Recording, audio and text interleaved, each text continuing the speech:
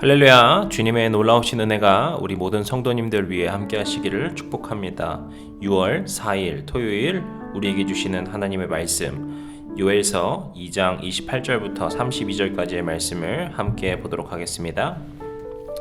그 후에 내가 내 영을 만민에게 부어주리니 너희 자녀들이 장래의 일을 말할 것이며 너희 늙은이는 꿈을 꾸며 너희 젊은이는 이상을 볼 것이며 그때 내가 또 내 영을 남종과 여종에게 부어줄 것이며 내가 이적을 하늘과 땅에 베풀리니 곧 피와 불과 연기 기둥이라.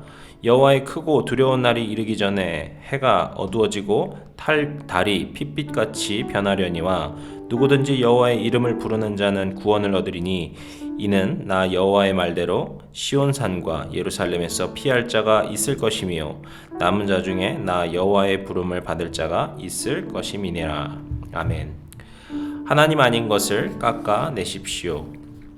요엘서는 메뚜기 떼로 인한 재난을 하나님의 심판으로 보고 그 심판은 하나님의 날이 임했음을 의미하는 것이라고 선포했습니다. 사실 이스라엘 백성이 전통적으로 생각해온 여호와의 날은 하나님이 그들에게 나타나 승리와 기쁨을 주시는 날이었습니다. 그러나 예언자 요엘의 선포는 여호와의 날이 심판의 날이라는 사실에 초점이 맞춰져 있습니다. 심판은 언제 일어납니까? 하나님 아닌 것을 하나님으로 여기고 붙들고 살 때 임합니다. 그러면 메뚜기 떼로 인한 심판은 어떤 결과를 가져올까요? 메뚜기 떼가 훑고 지나간 들판은 그야말로 초토화가 됩니다. 아무것도 남지 않은 텅 빈 곳이 되어버립니다. 눈에 보이는 것뿐 아니라 미래에 대한 기대와 희망이 사라지면서 절망만 남습니다.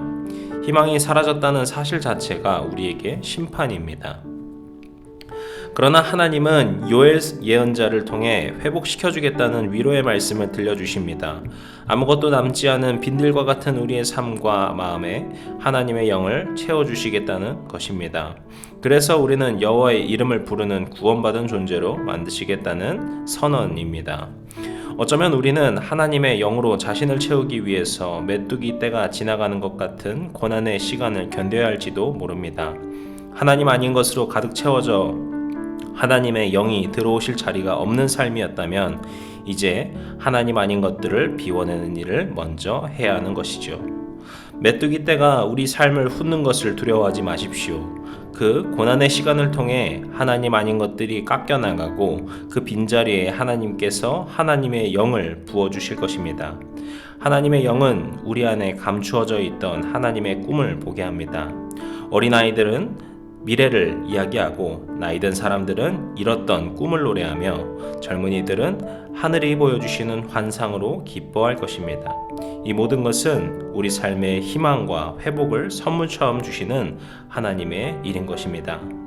하나님이 부어주시는 영이 우리를 가득 채워서 하나님을 향한 그 걸음이 든든해지시는 그런 주님과 함께 하시는 삶이 우리 성도님들에게 펼쳐지기를 주님의 이름으로 간절히 축복합니다. 기도하시겠습니다. 주님, 이 시간 우리를 만져주시고 우리의 영을 새롭게 하셔서 우리 안에 주님 아닌 다른 것들을 모두 비워낼 수 있는 시간이 되도록 도와주시옵소서. 그리고 우리의 심령 가운데 오직 주의 영으로, 주의 능력으로, 주의 은혜와 주님의 사랑으로 가득 채워서 우리가 그렇게 주님의 능력으로 살아가는 자들이 되도록 한 걸음 한 걸음 주님께서 함께 하시고 축복 가운데 인도하여 주시옵소서.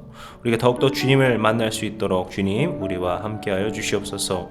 이 모든 말씀 예수님의 이름으로 기도드렸습니다. 아멘.